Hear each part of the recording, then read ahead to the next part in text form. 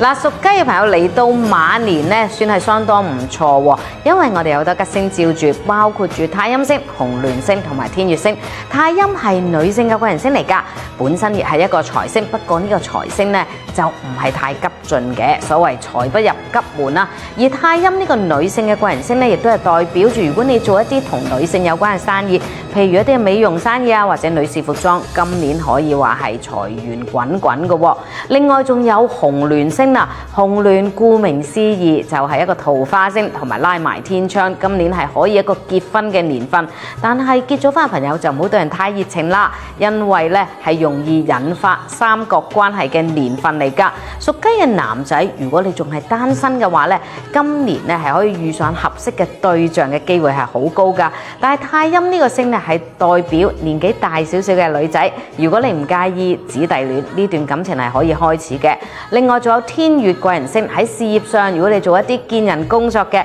的而且確係一個唔錯嘅年份嚟嘅喎。咁至於空星有貫索星係金錢瓜葛啊，所以今年如果投資又或者同人合作嘅話咧，記得數目要清楚啲啊。